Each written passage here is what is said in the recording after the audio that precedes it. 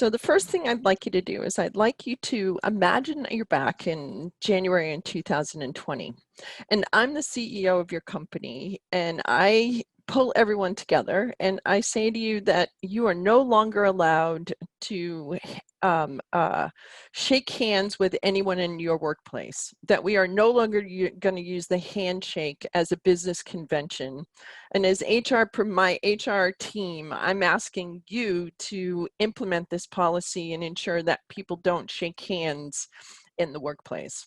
What would you have said to me? What was the first thought that popped into your head? Were you giving me an eye roll?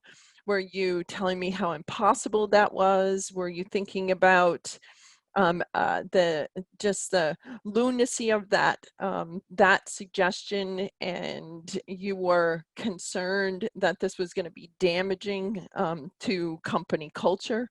And yet now I want you to think about October 2020, and let's look at another image, an image that was released by a medical school that talks about handshake alternatives and the different options that are available in an era of COVID-19.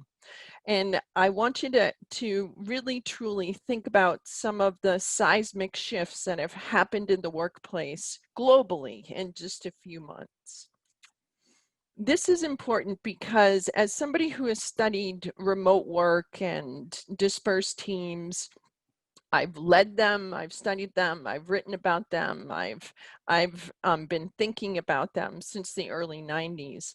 I want you to know that I think of remote work and global dispersed teams as a very viable business strategy for many, many businesses. And yet I'm here to tell you today that COVID-19 has really changed the landscape in appreciable ways. And what's happening now isn't typical. It's not typical remote work. It's not typical dispersed teams. This is work from home isolation. And it is quite different than a typical remote work situation. So we're not treating it like it's a typical situation. In this particular moment in time, office life is not the same as it was, and old methods are not effective.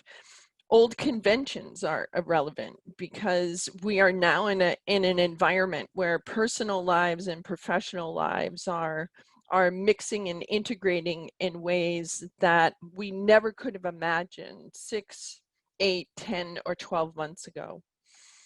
Remote work is also being skewed by outside factors, childcare, lack of childcare. You may have problems in your house because you don't have the internet bandwidth that you need, or you might have multiple people in your living space and you're trying to find a dedicated work area in order to be able to stay on task. But, you know, in this moment where there are so many challenges, we're also seeing that people are finding ways to not only be productive, but to take advantage of this situation and learn how to work in a very untraditional and a very unconventional way, and to do it very effectively. Many people who are in a work from home situation are doing it with great success.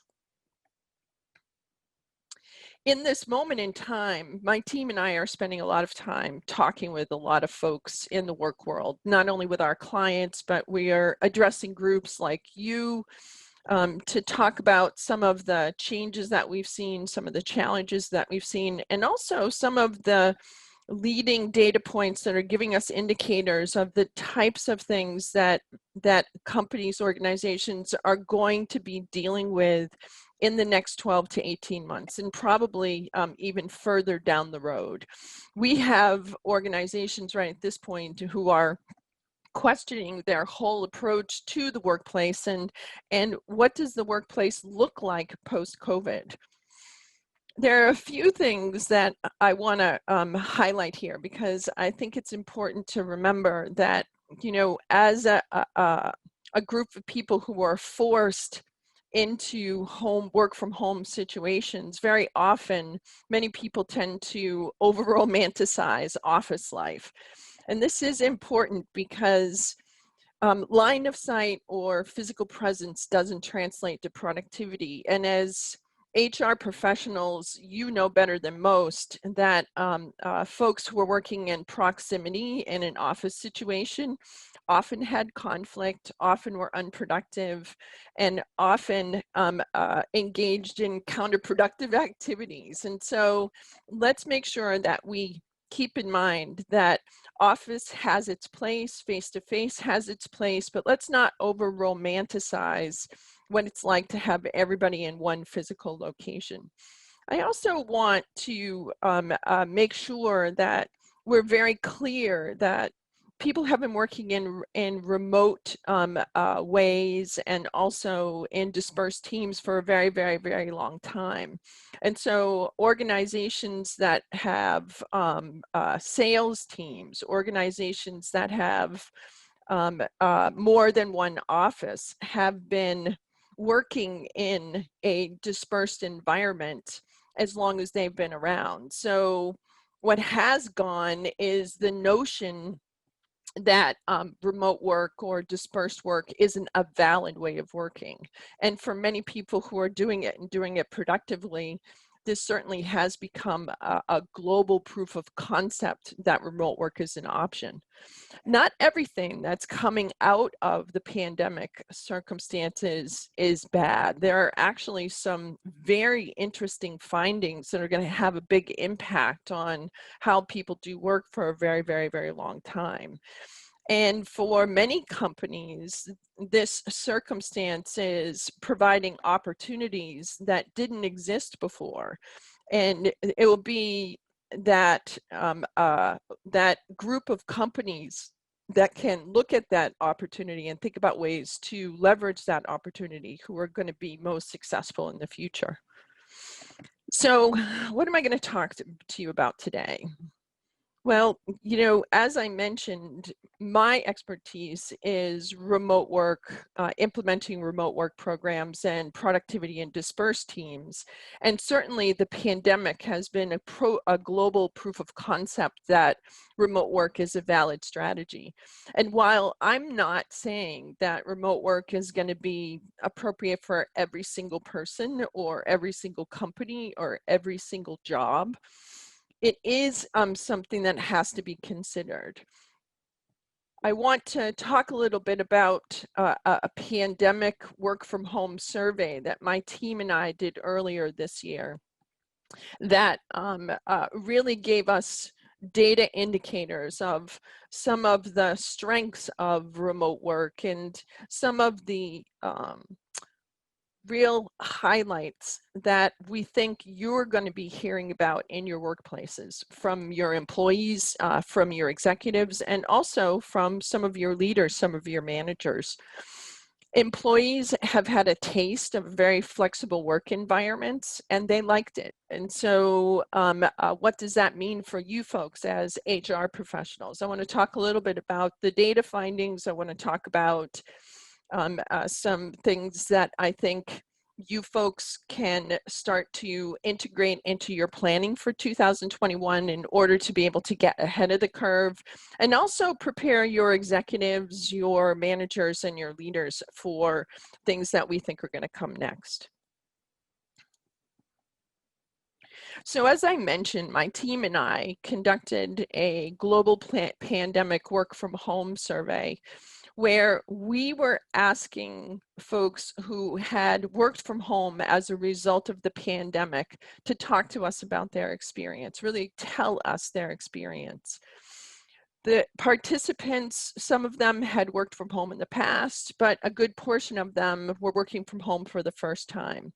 We had over 750 respondents with a larger percentage of those respondents female, but we did have a good chunk of males who participated as well.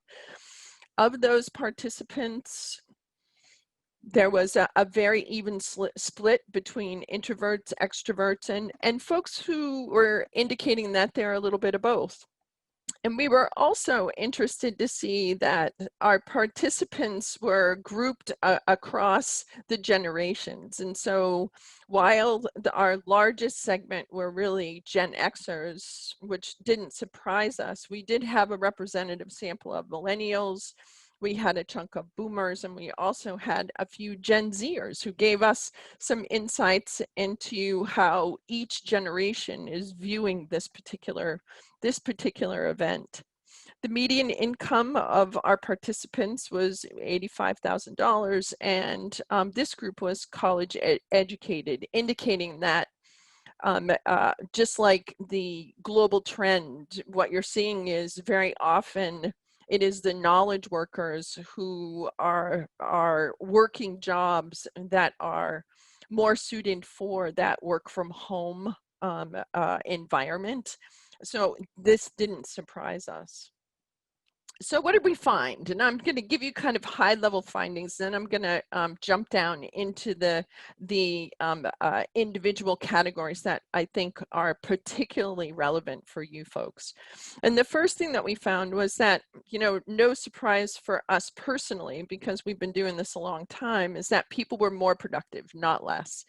And while very often we know that one of the major concerns about remote work is that people are not going to be devoting themselves to their you know, tasks during the workday, most remote workers, most folks in the pandemic situation were finding themselves working more hours, not less hours. Now, no one missed the commute, and as we kind of dig into the numbers, you're going to see that the vast majority of folks, when they're thinking about one of the great benefits of work from home, not having a commute really kind of tops the list. And then a high percentage now feel closer to their teams. And there were lots and lots of reasons for this. We were very lucky to get a lot of good qualitative data as well as quantitative data. And we got some really great examples of different ways that managers really stepped up to the plate and figured out ways to keep people involved and keep people engaged. Once people found video and they figured out how to use it, now they're using it nonstop. What a surprise. And for anybody who has screen fatigue or is finding that video conference calls are sometimes scheduled back to back, so it's really hard to even figure out a way to get up off your chair and use the restroom. Certainly video is something that's been embraced wholeheartedly by the global business community. And we've certainly seen that represented in the increased numbers of folks who are, the increased number of folks who are gaining membership on Zoom and Teams and other major video platform. And the high percentage of the participants in the study don't want to go back to the old way of working. This is something that, as the folks closest to the talent management cycle within your organization, you folks are probably going to hear this before anybody. There's a vast majority of folks out there who have really been participating in this remote work pandemic experiment, who are saying this flexibility works with my life requirements at this particular point in time. And if I can do work from home and not have to commute, why should I go into an office on a regular basis? And if you notice, while the vast majority of our respondents said, you know, part-time, going to the office part-time would suit me well, a vast majority also said that they'd be interested in working from home on a full-time basis. And this is driving conversations at the executive level in many of the companies that we're talking to, indicating that, you know, company executives are now saying to themselves, well, do I really need to pay for all this office square footage if there's a possibility that there's an alternative that will not only save our company money, but that the employees might like. So it would lead us to be in a better place. And we're seeing this reflected in company executives as well. And while you can look at this graph and you can say, well, geez, 26% are saying that nobody's going to remain remote. Everybody's going to come back to the office. And, this is a typical conversation that we might have with folks, a year ago or 2 years ago or 4 years ago. We've seen the shift. We have individuals who are senior folks reaching out to us right now, exploring other opportunities. And that 5%, which, is a Gartner statistic of April 2020, has shifted appreciably from April till October. And that 10% has also increased, and the 20% is increased as well. And so anecdotally, the conversations we're having with executives are telling us that executives are seriously considering the future of their office footprint and looking for ways to reimagine what that workplace looks like in the future. So what's the first thing that then I recommend that you start thinking about right now?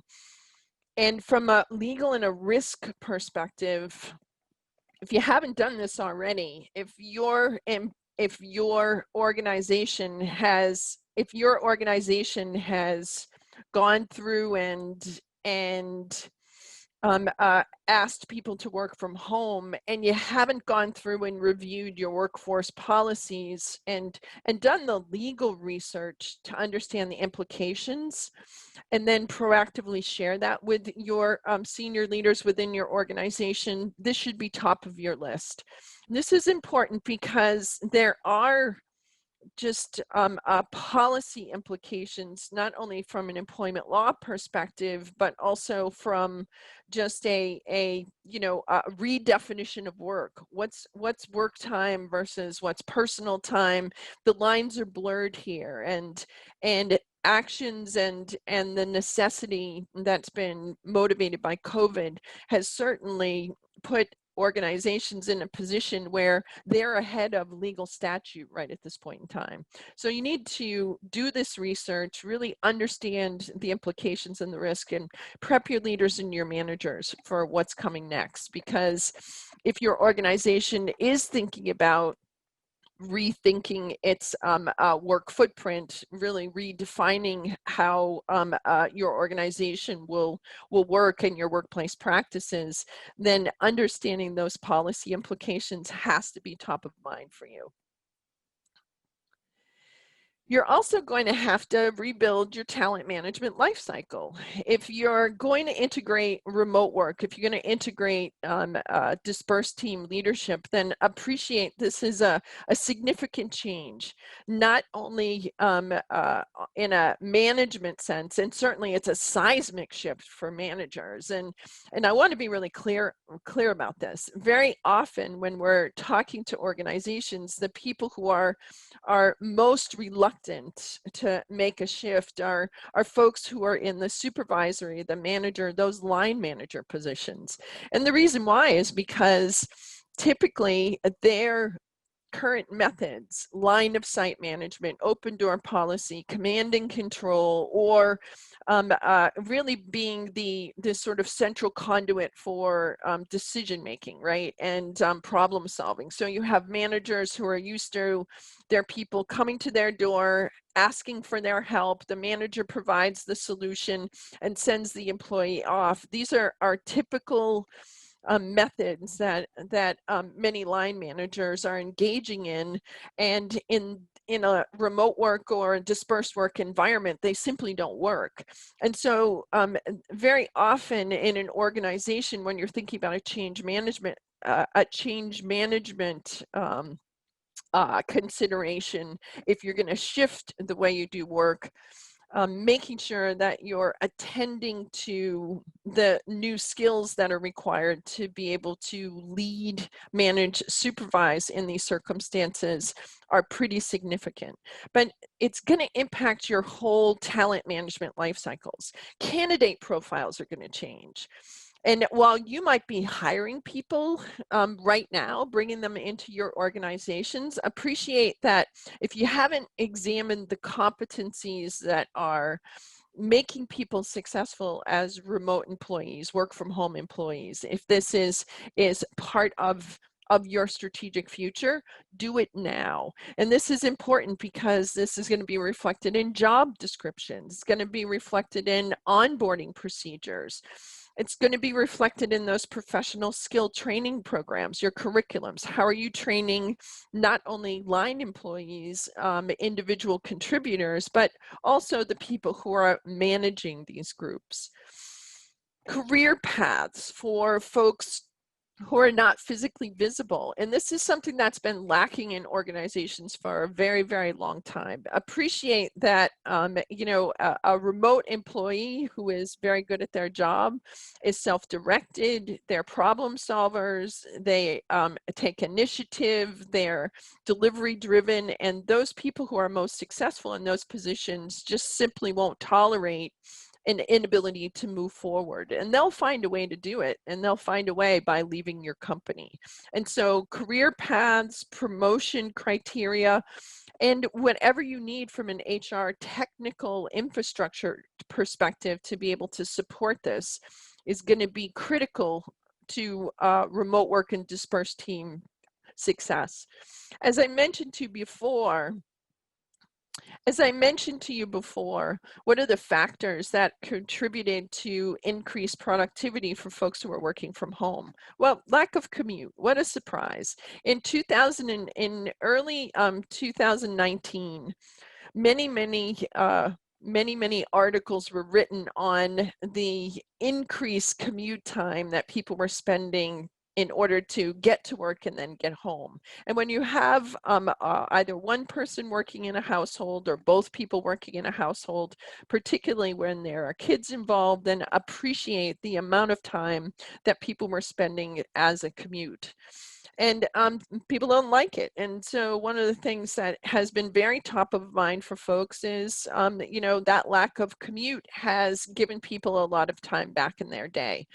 And this is a really interesting dynamic because very good remote teams, dispersed teams, remote professionals and dispersed professionals have found a way not to balance their lives, but to integrate their lives in ways that allow them to be able to meet objectives, hit deliverables, and get their work done, and yet also be able to meet the obligations of their personal lives. And so the professional life and the personal life line is very blurred.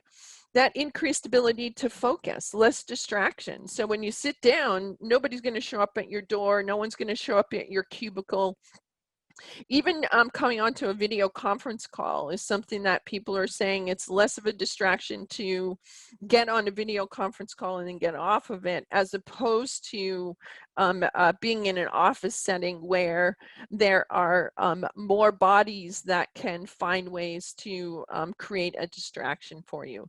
The flexibility of hours, the work environment, and then there were other additional factors, some of which are you know, from a qualitative state was really related to the conversation of what's it like to work with a bunch of human beings in an office, and how do you accommodate folks that could be distracting or maybe engaging in inappropriate behaviors. So in these circumstances, how do you figure out how to indicate performance? How are you going to define productivity? If your organization is set up so that you're keyed in on, do you show up to work and are you physically present, then those indicators aren't going to be relevant to you in this circumstance. So you're going to you have to really kind of think about new KPIs in order to get people you know, the structure they need to figure out what they need to do to be successful. And that means looking at ways to evaluate job performance based on what are the work responsibilities, and how are they defined. How are we going to set up work priorities that have clearly defined deliverables? Because in a remote work, in a dispersed team environment, you have to think about management by objectives. Give me the task, give me the requirements, give me the expectations, define those things for me. And then, you know, also talk to me about what you're going to hold me accountable for in relation to my interaction with others. And this is a key component here because, you know, my capacity to be able to communicate in multi-channel environments through technology. Great remote workers actually know how to build relationships even though they might not be physically present. So the quality of results is based on those expectations and those expectations that are set. It also means a big transition in your leadership and management ranks, because now instead of depending on I can see you and that gives me assurances, your physical presence gives me assurance that you are performing your job, you're transitioning to structured accountability where expectations and the communications of those expectations now fall to the leader. And then the leader has to transform their role from cop, you know, can I catch you doing something wrong, or can I hold you accountable because I can see what you're doing or not doing, to observing the performance different ways based on, are you meeting the expectations we've set? Are you delivering the product? Is it according to the agreement we had about what that product should be? And then also teaching those managers to be able to provide open and honest and relevant feedback so that people know where they stand. This is a seismic shift, as I mentioned before, for leaders. And this is going to be something that as the HR professionals in your organizations, understanding that shift in leadership style and how are you going to get people prepared for that is going to be really, really important. Now, what are the factors that contribute to decreased productivity? And obviously that decreased ability to focus and more distraction was the top of the list. But when we looked at this qualitatively, this was less about remote work and less about working from home than it was COVID factors, which really are blowing everything out of whack. If you have a household where you've got kids at home and suddenly you found that you don't have childcare, you have to homeschool, you've got multiple family members living in the same dwelling, you've got two family members who are trying to work at the same time. These are the distractions which are skewing the numbers. And this is an important distinction because, you know, remote work is not the culprit here. COVID-19 and the pandemic workplace shutdown and all of the ancillary factors are the driving considerations here. But, you know, the second highest qualitative data point that we found was the leadership, or my manager, how my manager treats me. Does my manager trust me? Are they trying to micromanage me from afar? Can I technically do my job? Am I able to execute on my job responsibilities? These are COVID-related situations and also manager skills related issues that are driving down productivity, not the actual work from home. That was a much lower impact.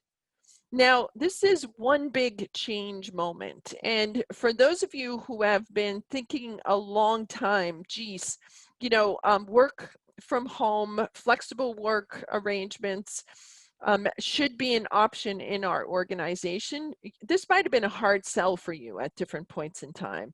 And this is an important thing because You know, that discussion is shifting. So if you've tried to sell it in your company in the past and you haven't been able to do it, this is a moment for you to really think about the implications of not considering some flexible work arrangements in your work environment in the future.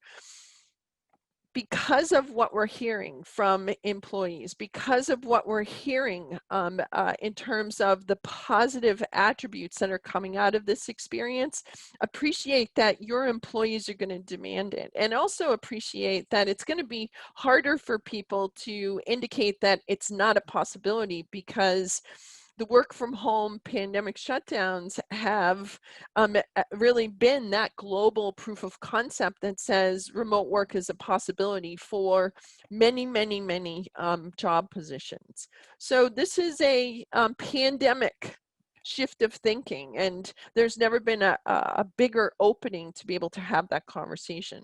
But remember, you're going to have to insert change management into every aspect of your plan, because the biggest people who are going to have pushback are your line managers, the folks who are going to have to change their approach dramatically, change their skill sets dramatically.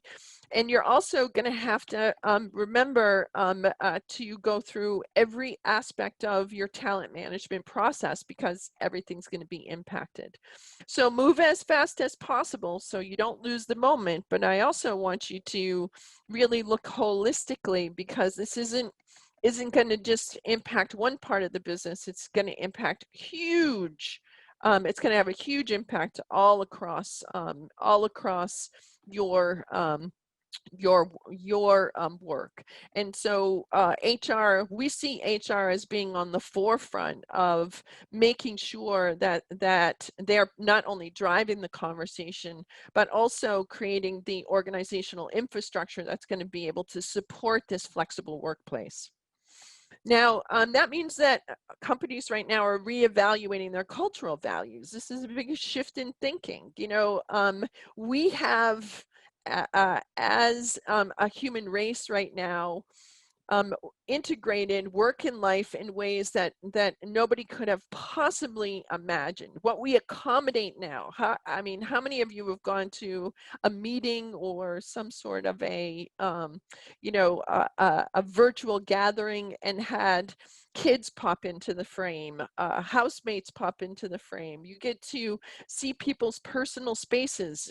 You've got pets, you've got environmental noise, you've got all sorts of things, and we're accommodating them. And this is actually a really good thing.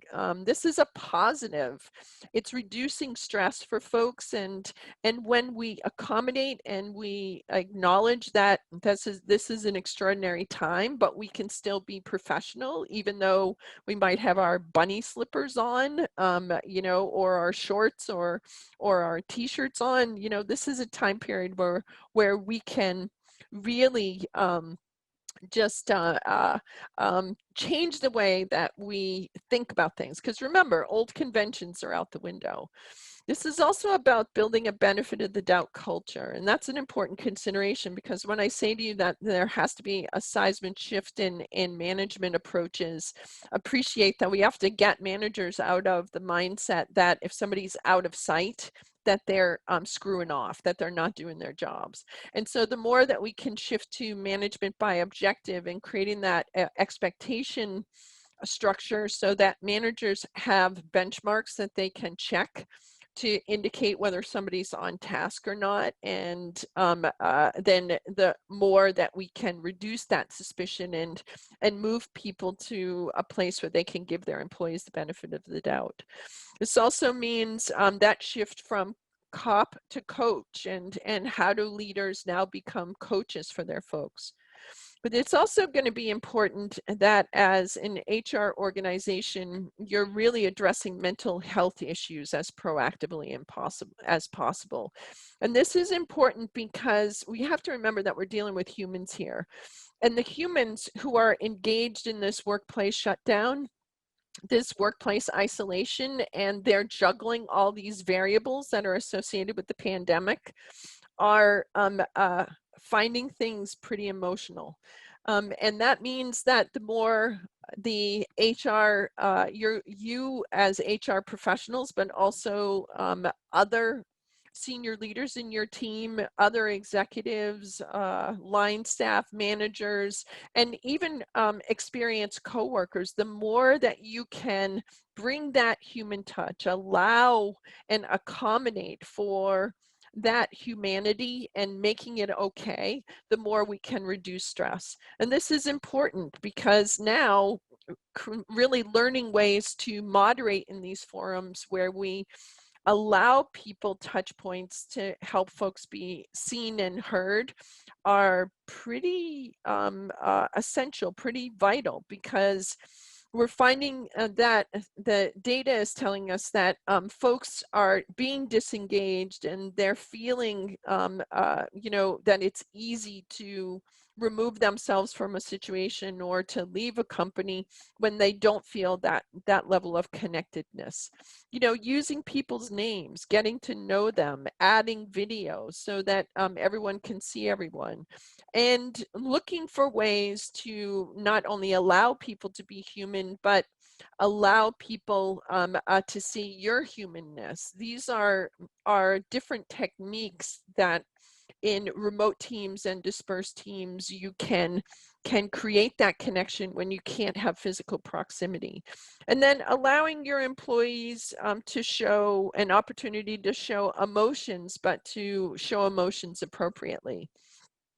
We asked folks if their organizations were scheduling virtual social time, and a good portion of them said yes, although we still had a large percentage that struggled with this. They weren't doing social time. So what kind of an impact did it make? Well, you know, when we said, okay, if your organization is doing social experiences, has it made you feel closer to the team?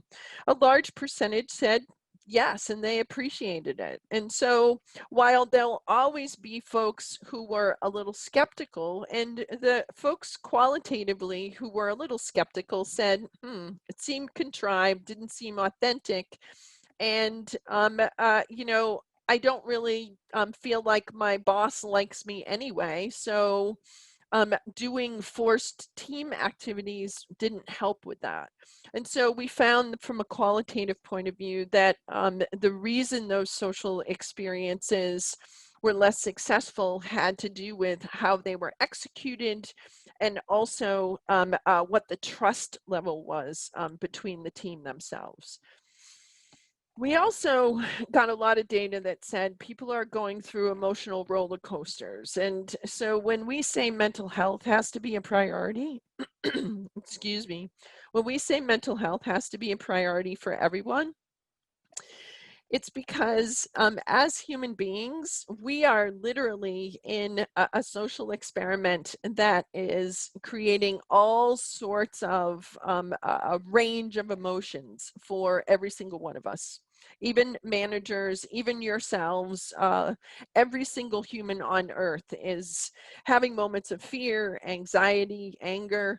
And for those of you familiar with Elizabeth Kubler-Ross and her grief curve, which is also something that we use in change management, it really speaks to the emotional state people feel when they feel out of control, when they feel like they have no recourse, or when events are taking over and they are unable to figure out, you know, how to process those feelings.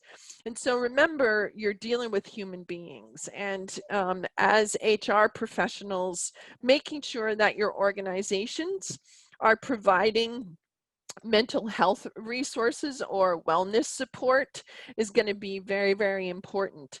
And while many people said that their organizations were providing those things, there is a large percentage of folks who also indicated that they're not aware of any health resources or wellness support that's responding, that their organizations are standing up in response to the pandemic. What I would say is that you have a double problem here, however, because even if you are providing those resources, people aren't taking advantage of them. So this is a moment of soul searching here, you know, and if you folks are the ones who are providing these resources, you should be having conversations with your senior executives, as well as your line managers, your operations folks, to talk about how can you normalize the use of these resources so that folks who are in your organizations are actually taking advantage of them. Because it's one thing to have them available, but if the vast majority of folks are not taking advantage of those things, you know, what are the barriers to that? Is this something where there's a stigma involved? Is this something where people are feeling like it's not supported, or they'll be judged in some way? Is this because they haven't been communicated well? It's not easy to access them. It's like, what are the barriers to entry here? And then appreciate that the more the organization makes things available, the more senior executives, the more managers, and the more HR are visibly utilizing these resources themselves and role modeling those behaviors, or maybe inviting individuals that they see struggling to partake in them, then the more likely you're going to get a higher degree of participation.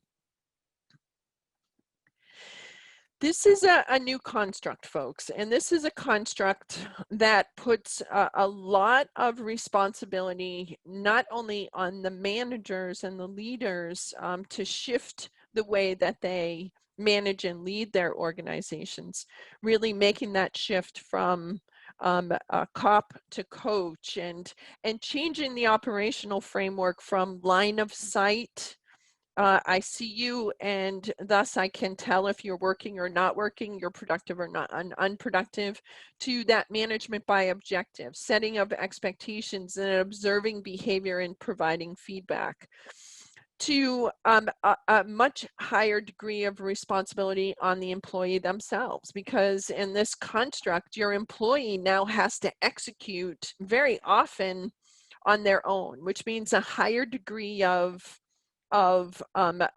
self-initiation, self-direction. Good remote workers have to be good problem solvers. They have to be able to work independently. They have to be able to meet objectives, to be very deadline-driven, delivery-driven. But they also have to have a higher sense of responsibility to each other. And so in a remote or a dispersed team concept that's successful, appreciate that you need to set up not just a different dynamic between the managers themselves and the employees, but also peer-to-peer connections. And how are you as HR professionals really thinking about ways to prepare your managers, your leaders, and also your employees with this shift? Because this means that there has to be somebody to facilitate these conversations. Obviously, leaders and managers have to play an active role, because in many cases, in remote teams and dispersed teams, individuals are going to be very reluctant to reach out to other people because they're afraid that they're going to be an imposition, or that they're going to bother somebody, or that it's not appropriate. This is particularly true when you have new hires coming into your organization. Somebody's got to take them around and introduce them. Somebody's got to give them permission to connect, and somebody has to figure out ways to integrate them into the group. This can not only happen at the manager level, but it also has to happen systemically through different parts of the process. How you interview people, how you onboard people, how you train new hires, but how the manager, what's the manager's strategy for integrating them? But how does the manager also set things up so that more experienced people in the team are taking on additional responsibilities so that less experienced employees have somebody to go to for work support? And how do you connect folks within your organization so that there's a higher degree of emotional intelligence where people are feeling connected in a way that they care about their colleagues and they care about the impact their action has on others? And then how are we encouraging peer-to-peer learning opportunities, whether it's through video conferencing or other mechanisms? We've seen highly successful um, um, interactions on platforms like Teams or Slack, where you've got an opportunity to be able to create that wiki live stream sort of back and forth interaction that can be a little less formal and also allow for folks to be able to connect in really kind of that virtual water cooler way. My point here is that what we can't do is we can't force this just on the manager, because managers and leaders are going to have a lot of different responsibilities here, but in this new framework, you appreciate that peers and coworkers and folks within the organization, employees within the organization, play a bigger responsibility as well. It's everybody watching out for everyone and everybody understanding their responsibility and their role in that process.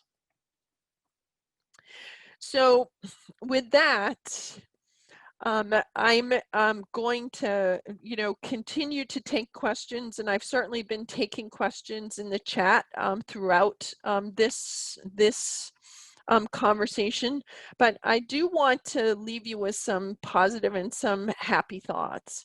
First of all, most organizations that have been undergoing this transition, if they can figure out a way to continue to provide services, then they're also figuring out a way to be able to build on those lessons learned so that they can increase their team resilience and also increase their business continuity capabilities regardless of what happens next.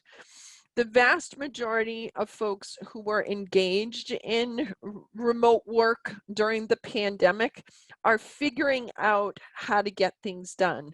And while it has been hard, make no mistakes, people are feeling very, very, very stressed right at this particular point in time.